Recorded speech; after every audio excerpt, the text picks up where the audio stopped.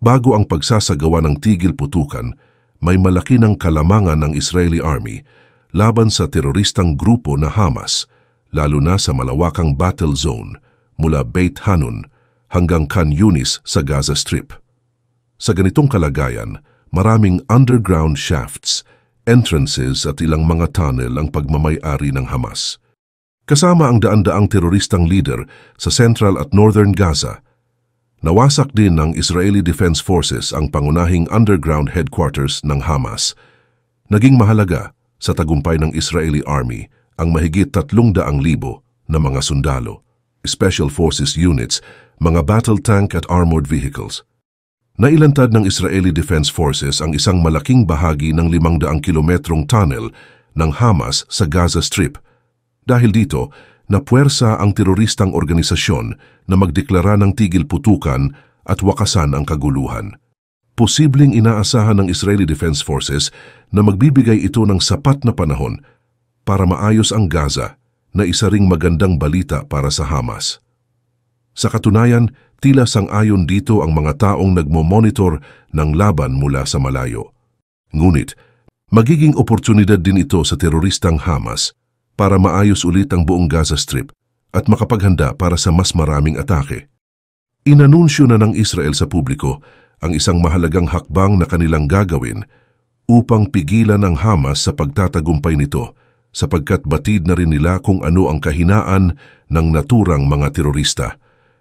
Ayon sa Israel Defense Forces, naaprubahan na sa kamakailang pagpupulong sa Southern Command Headquarters sa Beersheba ang mga plano para sa mga magaganap na kaguluhan pagkatapos ng tigil putukan sa Gaza Strip.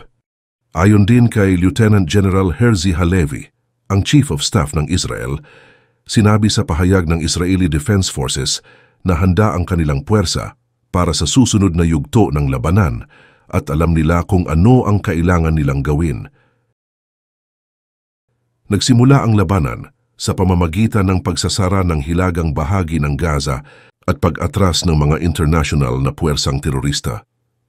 Sa ikalawang yugto ng laban, isinagawa ng Israeli Defense Forces ang isang ground assault patungo sa gitna ng Gaza na may layuning iligtas ang mga bihag habang isinasagawa ang reconnaissance at pagsira ng mga tunnel at headquarters ng Hamas. Ang sunod nilang hakbang ay kinakailangang pumunta ng Israeli Army sa timog at magsagawa ng sistemadong mga atake sa underground infrastructure ng Hamas. Walang pag-aalinlangan na sinukol ng Israeli Defense Forces ang Hamas sa loob lamang ng 10 araw. Ang tunnel network ng Hamas na may bilang na higit sa 1,300 ay may mahigit na 500 kilometro ang haba. Halos 20% pa lamang sa mga ito ang na-neutralize ng Israeli Defense Forces. Gayunpaman, sa ikatlong yugto ng labanan, mas magiging pangkaraniwan na ang mga raid sa tunnel at pagsasagawa ng rescue operation para sa mga bihag. Nagbabalak at magsasagawa ng reconnaissance ang Israeli Defense Forces gamit ang kanilang mga makabagong drone bago nila ipadala ang kanilang espesyal na armas sa loob ng mga tunnel.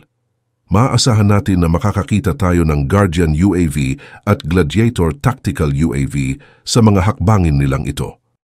Sa laban ng underground, magiging malaking kalamangan para sa Israeli Special Forces ang pagkasira ng mga target gamit ang mga robotic devices. Magsasagawa ng matinding assault sa himpapawid at sa lupa ang mga sundalong Israeli upang kunin ang kontrol sa mga tunnel at hulihin ang mga miyembro ng Hamas. Hindi titigil ang mga puwersa ng Israel hanggang sa lahat ng miyembro ng Hamas at ang kanilang mga kaalyado ay maitaboy sa Gaza. Magpapakawala ang Israel ng mga fighter aircraft, tank at napakaraming sopistikadong mga drone kasama na ang daan-daang Merkava tanks laban sa Hamas. Bukod dito, gumawa ng malaking pag-abante ang Israeli Defense Forces kahapon.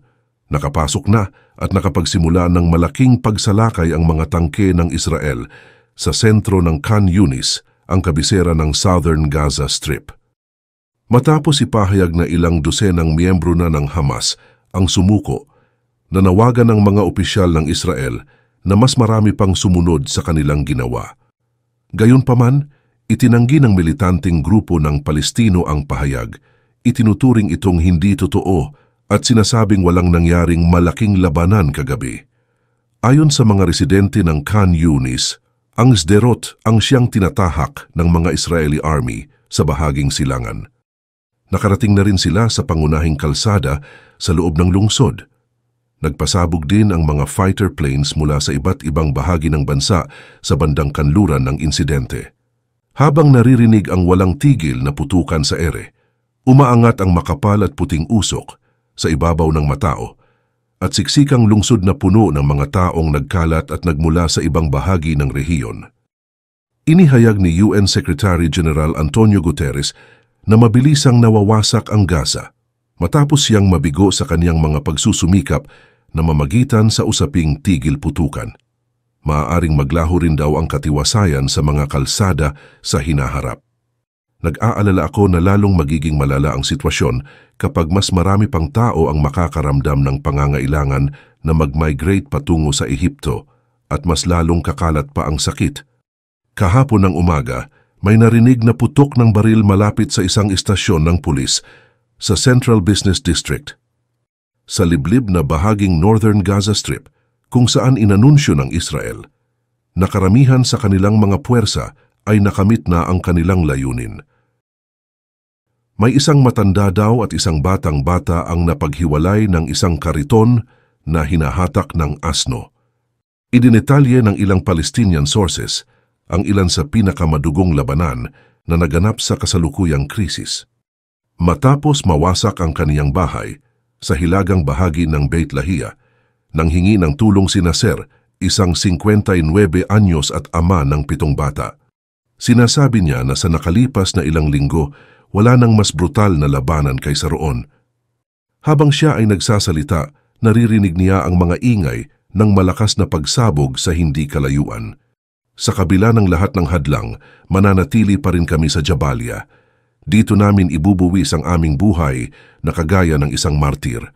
Aalis din sila kapag ginawa namin ito. Base sa testimonya ng mga nakakakita, maari nating sabihing nagsisimula ng lumakas ang kapangyarihan ng militar ng Israel sa bawat araw na dumaraan. Alam naman nating kontrolado ng Hamas ang Gaza at sumumpa ang Israel na lilipulin sila. Sa ulat ng mga health official ng Gaza, mahigit sa 18,000 katao ang napabalitang namatay at 49,500 ang nasugatan dahil sa ginawang pambobomba ng Israel. Dagdag pa dito, libo-libo ang ipinapalagay na namatay sa ilalim ng mga pagguho dahil sa pagsasara ng mga ospital at hindi pagdating ng mga ambulansya sa mga hilagang bahagi ng lugar. Hindi na kasama roon ang bilang ng mga namatay sa mga rehiyong iyon. Nag-anunsyo naman noong Miyerkules si Benjamin Netanyahu na daan-daang miyembro daw ng Hamas ang sumuko at nagsisimula na umano ang pagkawasak ng naturang organisasyon. Bagamat walang ebidensya ang sumusuporta sa kanilang mga alegasyon, sinabi ng Hamas na 180 sasakyan ng Israeli Army ang kanilang nasira sa panahon ng kaguluhan. Ang pagbibitiw ng ilang miyembro nito ay isa pang issue na ikinagagalit ng Hamas. Ayon sa pahayag, sinabi na ang Israel ay maaring palayain ang natirang mga bihag sa paraang diplomatiko at hindi sa pamamagitan ng paggamit ng dahas. Ilang araw na ang nakalilipas, kumalat ang mga larawan ng mga lalaking Palestinian habang sila ay nakapiit sa Israeli prison sa Gaza. Ito ay mariing tinutulan naman ng South Korea at iba pang mga bansang Arabo. Sinabi ng ilan sa 10 Palestinian na ikinulong at pinalaya ng hukbong Israeli sa Gaza na nakaranas sila ng pisikal na pang-aabuso. Kasalukuyang iniimbestigahan ng isang opisyal ng Israeli Army ang mga akusasyon ng mga iyon. Noong nakaraang linggo nagsimula ang isang ground offensive ng Israel at sinakop nila ang timog silangang lungsod ng Khan Yunis. Ito ay nangyari matapos ang ilang linggong labanan sa bandang Hilaga. Naniniwala ang International Humanitarian Organization na ang nagpapatuloy na kaguluhan ay nag-iwan ng halos 2.3 million Palestinian na na-stranded sa halos buong Gaza Strip. Ang malubhang sitwasyon sa Gaza ay nag-udyok sa World Health Organization upang sabihin na mahirap ayusin ang sitwasyon dahil na rin sa tumataas na pangangailangan sa medisina at banta ng sakit. Napakakulang din ng pondo ng mga healthcare system sa Gaza. Sa iisang gabi lamang, maraming tirahan sa Khan Yunis ang winasak ng bomba. Nakakalungkot lamang dahil patuloy na nagdurusa ang mga mahal sa buhay ng mga kasalukuyang mga naninirahan doon. Ito ang pahayag ni Ahmed Abdelwahab. Nagising kami mula sa aming pagkakatulog at nalaman namin na may isa pang tao na bubuhay sa tirahang nasa ibabaw namin. Iyon ay pagkatapos naming magdasal ng dasal para sa Isya. Sa pagbagsak ng 3 palapag na gusali sa itaas ng aking mga pinsan, ang aking mga magulang kapatid at ang natitirang miyembro ng aking pamilya ay nakatayo sa ilalim nila. Ang kahindik-hindik na digmaang ito na sinimulan ng Hamas ay kumitil sa buhay ng napakaraming inosenteng tao. Hindi ka panipaniwalang puno ng mga sugatan at patay na tao ang Nasser Hospital sa Khan Yunis. Kahapon, nang dinala ang mga taong sugatan, gamit ang mga kumot at kutson, halos hindi na magkasya ang karagdagang pasyente dahil napuno na ang mga emergency room. Marami na ring taga-Gaza ang umalis na sa kanilang mga tahanan dahil wala na silang ibang mapagpipilian. Marami ring Palestinian ang umalis, dala ang anumang ari-arian na maaari nilang dalhin. Paulit-ulit namang iginiit ng mga opisyal ng Israel na ginagawa nila ang lahat ng kanilang makakaya upang pangalagaan ang mga sibilyan sa nasabing lugar. Subalit sa katunayan, ang pinakamalapit na kaakibat nito ay ang Estados Unidos ng Amerika at ito ay nagpapatunay na ang mga pangakong ito ay hindi natupad. Sa ngayon matindi ang labanan sa pagitan ng mga sundalong Israeli at ng Hezbollah militia na sinusuportahan ng Iran. Ang kahapong sagupaan sa Gaza ay nagpaigting ng galit ng bawat kampo. Sa isang international na pulong na ginanap sa kapital ng Qatar na Doha, ipinaabot ng Arab Foreign Ministers ang kanilang pagkadismaya sa Estados Unidos dahil sa pagsuspinde sa isang desisyon ng Security Council ng United Nations para sana sa panawagang ukol sa humanitarian aid. Ang Doha ay ang kabisera ng isang bansang Qatar na naging makabuluhan sa pagsusulong ng isang linggong tigil-putukan na nagresulta sa pagpapalaya ng higit sa 100 bihag. Naglabas ng babala si Sheikh Mohammed bin Abdulrahman bin Jassim Al Thani, ang punong ministro ng Qatar, na nagsasabing ang kaguluhan ay naglalagay sa maraming tao sa gitnang silangan sa panganib ng radikal na pag-iisip. Ayon sa Foreign Minister ng Jordan, itinuturing na genocide ang kampanya ng Israel sa Gaza dahil ang layunin nito ay palayasin ang mga Palestinian mula sa kanilang mga tahanan. Itinuturing naman ng Israel na walang basehan ang mga paratang na ito. Sinabi ni Antonio Guterres, ang Secretary General ng United Nations, na hindi siya aatras at magpapatuloy pa rin ang kaniyang panawagan para sa tigil-putukan. Patuloy akong mananawagan sa isang makataong tigil-putukan at hinahamon ko ang UN Security Council na mas maging mahigpit pa upang maiwasan ang isang mas malalang krisis at kaguluhan. Nabigo ng husto ang pagsusumikap ng Security Council na makamit ang layuning ito. Ngunit, kahit nakatiting ay hindi pa rin nabawasan ang kahalagahan ng ganong issue. Ayon sa aming impormasyon na nakalap, ang labanang Israeli-Hamas sa Gaza Strip ay nagkaroon ng bagong yugto pagkatapos na tuluyang makontrol ang mga pinagkukunan ng terorista sa hilagang Gaza. Ipinagpatuloy ng Israeli Defense Forces ang kanilang ground offensives sa Beit Hanun. Kitang-kita ngayong umaga na malayo ang inabot ng tagumpay ng Israeli Defense Forces sa hilagang bahagi ng Gaza mula sa Beit Hanun patungo sa Jabalia, Al-Shati at Zaytun. Kahapon lamang dumating sa Zaytun ang mga sundalo ng Israeli Defense Forces sa pamamagitan ng Al-Shati. Sa kanilang pagdating, winasak nila ang mga subterranean tunnels, headquarters, camps at weapon stockpiles ng teroristang grupong Hamas. Sinira ng Israeli Army ang mga subterranean tunnels, mga headquarters, mga camps at weapon depots ng teroristang grupo ng Hamas matapos nilang palibutan ang Jabalia. Mas dumadami pa ang ebidensyang nagtuturo na ang tagumpay ng Israeli Army ay isang kathangisip lamang. Ang intelligence access nila ay ang pangunahing dahilan ng pagkakaroon ng kakayahan ng Israeli Defense Forces para masakop ang napakalawak na teritoryo sa hilaga at sentro ng Gaza at makaabante rin sa mga lugar na ito nang walang kahirap-hirap. Ang isang bahagi ng Military Intelligence Directorate ng Israeli Defense Forces ay ang Human Intelligence. Hindi rin dapat kalimutan ang Internal Intelligence Organization ng bansa, ang Shin Bet, at ang Foreign Intelligence Agency ng Israel, ang Mossad. Mula nang mag-umpisa ang conflict, nagsasagawa na ng mga pagsusuri ang Unit 504 sa mga taong naninirahan sa Gaza Strip upang makuha ang mahahalagang impormasyon mula sa mga anti-Hamas faction. Patuloy na nagkakaroon ng komunikasyon ng Unit 504 ng Israeli Defense Forces sa mga 500 na residente ng Gaza. Nitong mga nakaraang araw ay nagsagawa ng 300 panayam sa mga aktivista ng teroristang Hamas. Ang lahat ng hakbang nilang ito ay nangyayari sa kabila ng patuloy na pakikipaglaban. Itinatag ang isang bagong sangay na nakatuon sa timog ng Israel at dumoble ang bilang ng personnel sa Unit 504. Dahil dito, nakakapagbigay ng tiyak na impormasyon sa Israeli Defense Forces tungkol sa halos bawat galaw na ginagawa ng teroristang organisasyon na Hamas sa mga unang yugto. Ang grupo ng mga Israeli spy na ito ay gumagamit ng dosenang tao na nagsasalita ng Arabic. Agad ring isinagawa ng Israeli Intelligence Team ang mga field interview. Naglabas na rin ng pahayag ang Israeli Defense Forces hinggil sa konstruksyon ng bilangguan sa katimugang bahagi ng bansa.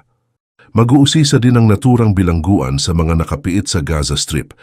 Bilang bunga nito, maaaring mas maihatid ng epektibo at mas transparent ng Israeli military ang mahahalagang impormasyon. Dinala ng Israeli Defense Forces sa pasilidad para sa pag-uusig ang humigit kumulang 300 na pinaghihinalaang terorista at operatiba mula sa iba't ibang teroristang organisasyon kasama na ang Islamic Jihad, Hamas at iba pa. Dinala ng Israeli Defense Forces sa pasilidad para sa pag-uusig ang humigit kumulang 300 na pinaghihinalaang terorista at operatiba mula sa iba't ibang teroristang organisasyon kasama na ang Islamic Jihad, Hamas at iba pa. Inihayag na ang mga taga-usig ay binigyan sila ng eksaktong impormasyon ng mga terorista at suspect patungkol sa mga pamamaraang ginagamit ng teroristang grupo tulad ng paggamit ng human shields, pati na rin ang mga lokasyon ng mga imbakan ng armas at tunnel networks ng Hamas.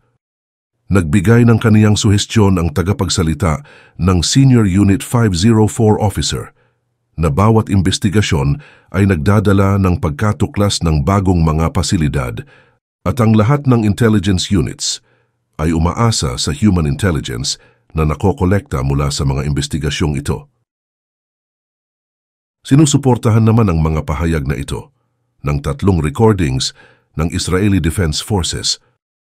Sa mga recording na ito, nakikipag-usap ang mga bilanggo sa mga nagtatanong mula sa Units 5 at 4 ng detalyado tungkol sa paggamit ng Hamas sa mga ospital. Tulad ng ipinapakita sa pelikula, ginamit ng Hamas bilang kalasag ang ilang mga ospital at iba pang medical institutions, kasama ang Al-Shifa at Rantisi, ang Red Crescent Building at iba pa habang sila ay nakikipaglaban sa Israeli Defense Forces. Gayunpaman, hindi ito ang pinakatanyag at pinakamalalang ginawa ng naturang grupo ng mga terorista. Sa tulong ng mga impormasyong nakalap ng mga mamamayang anti-Hamas ng Gaza, nagsagawa ang Israeli Army ng mahalagang opensibang operasyon laban sa teroristang organisasyon.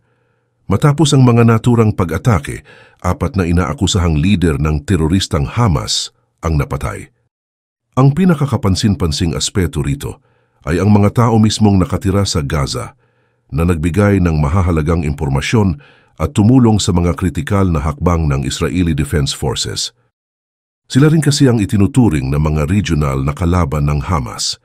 Ang intelihensyang ibinigay sa Israeli Defense Forces at Air Force ang siyang pangunahing dahilan kung bakit hindi natukoy ng Hamas ang pinagmulan ng pag-atake. 3 unit ng terror cells na may kaugnayan sa Hamas ang nawasak noong magsagawa ng airstrike ang Israeli Defense Forces sa bahagi ng Gaza Strip. Ayon sa impormasyon mula sa Shin Bet at Military Intelligence Directorate na Unit 504, inamin ng Israeli Defense Forces na sila ang responsable sa mga pagsalakay gamit ang mga fighter jets at naging sanhi ng pagkawasak ng kanilang mga target. Bukod sa mga kahindik-hindik na pambobomba, isang kuta ng terorista sa Nablus ang tinarget ng isang drone na galing sa Israeli Defense Forces. Nang ilunsad ng Israeli troops ang isang drone operation laban sa mga terrorist target, nakakolekta ng mga datos ang IDF Unit 504 sa mga refugee ng Balata Camp sa Nablus. Isa ang leader ng Fatah na si Mahmoud al-Zufi sa mga nagsagawa sa pamamaslang. Itinuturing ngayon na isang sangay ng Hamas ang Fatah dahil sa kamakailang kasunduan nila sa teroristang grupo na Hamas. Si al-Zufi ang nasa likod ng insidente na nangyari sa Jerusalem noong Abril. Nakilahok na siya noon sa mga paghahanda para sa mga pagsalakay sa Jerusalem at Samaria. Dahil sa nasabing insidente, may 2 Israeli ang nasugatan. Inakusahan ng Israeli Defense Force si al-Zufi na aktibong hinihimok ang mga kabataan mula sa Balata upang bumuo ng isang teroristang organisasyon. Ayon sa Israeli Defense Forces, pinagkalooban nila ng armas at pampasabog ang naturang organisasyon upang magsagawa ng pagsalakay sa mga militar ng Israel na pumapasok sa kampo ng mga refugee. Nagresulta sa pagkakapatay ng pang-4 na teroristang commander sa Shin Bet, ang pinakabagong drone strike ng Israeli Army. Nagawa nila ito ng matagumpay dahil sa mga mahahalagang impormasyong ibinigay ng Israeli Defense Forces na Unit 504. Naging mahalaga ang intelihensyang ibinigay ng Unit 504 sa pagpapamalas ng Israel ng malalaking operasyon sa Gaza. Nakita ng mga miyembro ng Nahal Brigade na papunta sa isang kalapit na gusali ang maraming terorista na may kaugnayan sa teroristang Hamas. Dahil dito, binigyan sila ng utos para magsagawa ng airstrike sa Gaza Strip. Iniulat rin ng Israeli Defense Forces na ang gusali daw ay ginamit para maging taguan ng armas. Matapos naman ang sunod-sunod na malalakas na mga pag-atake, nagawang sirain ng mga sundalong kabilang sa Nahal Brigade ang pugad ng mga terorista. Nagbigay ng mahahalagang impormasyon ang 504 Division ng Israeli Defense Forces na siyang naging rason upang mas makilala pa sila dahil sa kanilang mga ginagawang hakbang.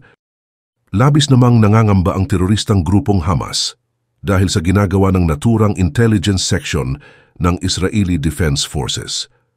Sa panahon ng offensive assault sa Hilagang Gaza, sinikap ng Unit 5 ng Israeli Defense Forces na palikasin ang mga Palestinian sa pamamagitan ng mahigit sa 30,000 times na pagtawag sa mga residente ng lugar. Nagpadala rin sila ng mahigit sa 10 milyong text messages at mahigit sa 9 milyong recordings. Higit sa 4 milyong Palestinian ang nakatanggap ng mga leaflets mula sa Diligent Intelligence Unit ng Israeli Defense Forces na nagbibigay babala sa kanila tungkol sa panganib ng pananatili sa Hilagang Gaza. Sa mas simpleng pagsasalaysay, ang unit na ito ay isa sa pinakamahusay at pinakaproduktibong unit sa Israeli Army. Sa mga nakalipas na mga araw at sa mga impormasyon na nakuha ng Israel, ano pa kayang mga bagay ang napagtagumpayan at nakamit ng Israel? Kung ibubuod, itinatayo ng Israel ang isang malawakang intelligence network sa buong Gaza Strip at dahil dito, mawawala ang presensya ng Hamas sa halos bawat bahagi ng strip at mas iigting pa ang labanan na kanilang nasimulan. Ang kabiguan ng malawakang ambush campaign ng Hamas ay nagresulta sa pagkakaroon ng isa sa mga pinakamalaking meeting tunnel. Natuklasan ng Israeli Army ang isang underground kung saan nagtitipon ang daan-daang senior officials ng Hamas. Ang pinakabagong assault na ito ay nagsimula na at posibleng ito ang pinakamarahas kung ikukumpara sa iba pang hakbang ng Israeli Defense Forces. Ayon sa mga balita, sa ngayon daw ay nag-oorganisa ng revolusyon ang isang teroristang grupo na Hezbollah at papalapit na sila sa border. Naging mabilis ang kanilang pag-usad kagaya raw ng pagkalat ng apoy. Dahil dito, nagpadala ang Israel ng mabigat na babala. Maglulunsad ng buong puwersang atake ang pamahalaan ng Israel hanggang sa umatras ang Hezbollah pababa sa antas ng tubig ng ilog. Habang ang isang malaking grupo ng mga sundalong militar ng Israel ay nagmamartsa patungo sa hangganan ng Lebanon, ang mga fighter aircraft at unmanned aerial vehicles naman ay lumipad sa ibabaw ng lungsod ng Beirut. Sa kabila ng babala na inilabas noon, patuloy na nagsusumikap ang Hezbollah para makarating sa kabilang bahagi ng ilog. Sa kabilang banda, ang Al-Fukri Line na makikita sa mapa ay nag-uugnay sa rehiyon ng Al-Qarara sa hangganan ng Khan Yunis. Bukod dito, may isa pang koridor na ginawa ang Israel patungo sa lugar ng Khan Yunis. Habang papalapit sila sa baybayin at sa hangganan ng Khan Yunis, mas nagkakaroon ng kontrol ang Israeli forces sa mga lugar na hawak nila. Sa kasalukuyan, magulo ang koordinasyon kasama ang Hamas. Nagsimula ng gumawa ng malalaking hakbang ang mga mataas na opisyal ng nabanggit na teroristang grupo. Pinaliligiran na ang mga operasyon ng Khan Yunis mula sa hilaga, sa silangan at sa kanluran. Tulad ng nauna ng nabanggit, ang pangunahing dahilan ng kaguluhan sa koordinasyon ng Hamas ay ang pagkamatay ng mga matataas na lider nila o ang pagsusumikap ng iilang miyembro na tumiwalag sa kanilang grupo. Ayon sa ulat, natagpuan ng pamahalaan ng Israel ang dalawang matataas na opisyal ng Hamas sa mga tunnel sa Khan Yunis. Isinagawa ng teroristang grupo na Hamas ang isang malupit na raid sa military installation habang ang mga sundalong Israel ay naka-assign sa silangang bahagi ng Khan Yunis. Maraming terorista ang matagumpay na nakapunta sa kalsada at pumasok sa mga kalapit na gusali upang tuluyan silang makatakas mula sa mga Israeli Defense Forces. Pagkatapos ng ilang oras, nagsimula ang palitan ng putok sa pagitan ng Hamas at ng mga Israeli Army na nakapwesto malapit sa kalsada. Nang lumaon, tinamaan ng mortar ang dalawang defensive lines na ito. Pagkatapos ng naunang pag-atake, bilang tugon sa mga pangyayari, ay naghanda ang militar ng Israel para sa posibleng counter-attack. Habang nagtatagal ang labanan, naghahanap ng mapagkakanlungan sa mga pangunahing lokasyon ang mga puwersa ng Israel at nagtatambak sila ng mga tank at ginagamit ito bilang trench lines at mga hangganan. Nang matapos ang tatlong magkakaibang advances na ginawa ng 5th Brigade ng Israeli Army laban sa Hamas, naglunsad ang nasabing teroristang grupo ng serye ng mortar strikes. At upang maprotektahan ang kanilang sarili, nagtago ang mga miyembro ng Hamas sa mga kalapit na gusali. Ibig lamang sabihin nito, kinakailangan ng tropang militar ng air assistance mula sa 4 na attack helicopter at isang malaking bilang ng unmanned aerial vehicles upang malampasan ang kakulangan sa kanilang progreso. Habang mabilis na umuusad ang Israeli Defense Forces, sinimulan na rin nilang wasakin ng paisa-isa ang mga istrukturang ginagamit ng teroristang grupo. Tinamaan din ng mga drones ang mga grupo ng teroristang Hamas na tumatakas. Sa parehong oras, sinubukan ng mga terorista na tumakas kahit pa natuluyan ng nasira ang kanilang koordinasyon sa isa't isa. Sa maikling panahon, nagtagumpay ang infantry na palakasin ang kanilang puwersa at umusad sa rehiyon.